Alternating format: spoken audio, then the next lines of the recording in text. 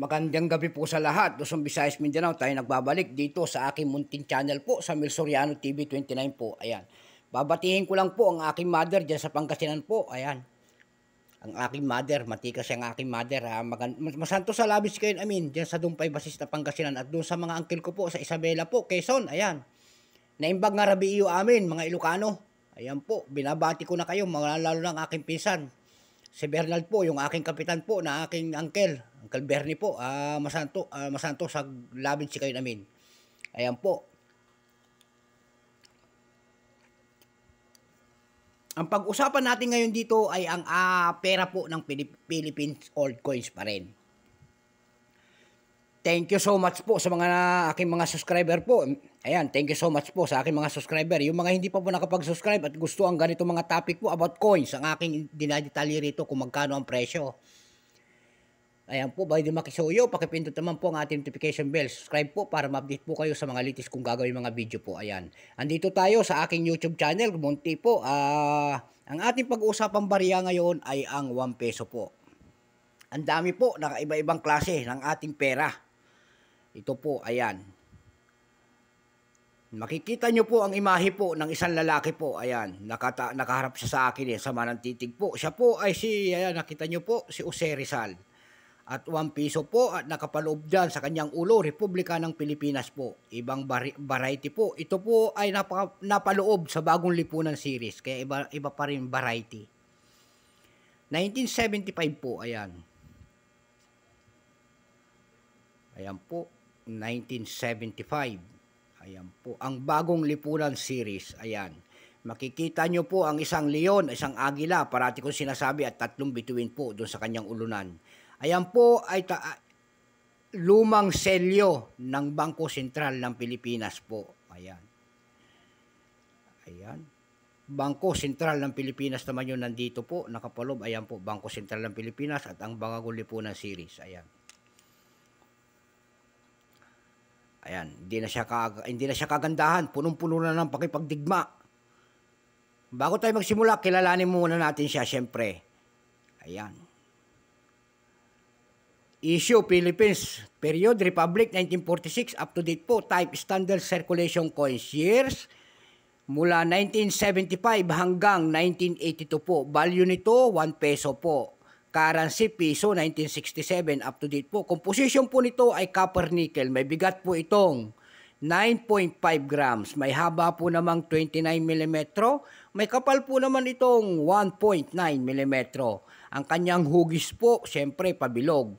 Orientation, middle alignment. Demonetized na po ito noong January 2, 1998. Number N-3748. Reference number KM-209. Diyan po sa kanyang likod po, nakalagay. Ayan, kung tawagin nila po sa Ingles. Ayan. Kung tawagin po sa kanila sa Ingles, itatranslate natin sa Ingles, The New Society Central Bank of the Philippines po. Ayan.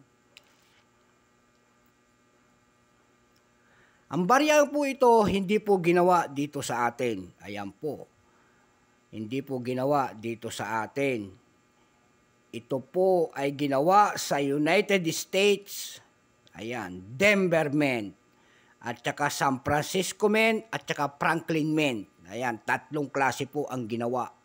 Hindi po ginawa ang barya rito sa atin, doon po sa ibang bansa. Ayan. Ito po ay may year na 1975, 2 variety po ang inilabas. Ayan. May special uncirculated proof nito, at saka isang common. Ayan, so 2. Dako tayo doon sa 1975, 16% common. Ayan. Ito pong hawak natin, common to eh. Kung 16%, ayan. Ang ginawa pong barya po sa ibang bansa nito, pinagawa ng Pilipinas, ito po ang 1975 ay mayroong mintage na 40 million piraso. May presyo na po doon sa ating numista.com po. Ayan. Parati kong sinasabi sa ating basihan, may mga basihan ng ating mga kolektor sa pangulik ng ating mga barya. May tinatawag silang fine, very good, extra fine. Ayan. almost uncirculated at saka uncirculated po. Yang kanilang basahan. Pag pangit na ang coins, pangit na ang presyo, kahit hard to find kung tawagin nila. Ang tinatawag naman nilang hard to find po, yung mga mabababa ang mintage na paggawa ng ating Bangko Sentral na pera. Ayan po, para malaman ninyo po. Doon po sa 1975 naman, sa special uncirculated proof na ginawa, dalawa kasing klase, sabi ko, di ba? 4% lamang ang ginawa. Kung ilang piraso naman ang ginawa noon ay 146,877 piraso po.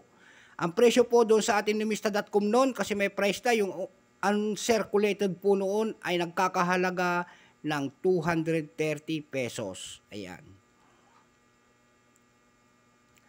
Kaya dumako tayo doon sa kanyang presyo sa pandaigdigan. Doon sa EB.com po, nakakita tayo ng 169.44 pesos. Napakahirap na magtingin ng mga presyo nito. Ayan guys, maniwala kayo sa akin, wala nang gaano na gaano. Siguro ito ay hinahanap-hanap pa kasi nga millennial na. Ayan, kung ibig sabihin 75 pa eh. Doon sa carousel.com po, mayroon nagbebenta na nito ng 200 pesos isa. Meron naman tayong nakita doon na 350 pesos. Ayan. Meron naman tayong nagpaskil doon, 1975, 8 piraso po, binibenta niya ng 450 pesos. Mayroon din 8 pieces doon na 1975, binibenta niya ng 700 pesos. Ayan. Bultuhan na kung ang kanilang benta. Ayan, naliwanagan sana kayo sa price ng ating Jose Rizal na ito. So hanggang dito na lamang, Luzon, Visayas, Mindanao, kung saan kayong panig na mundo po. Keep safe po sa lahat and God bless. Thank you sa aking mga subscriber po. Ayan, thank you so much po sa lahat. And God bless.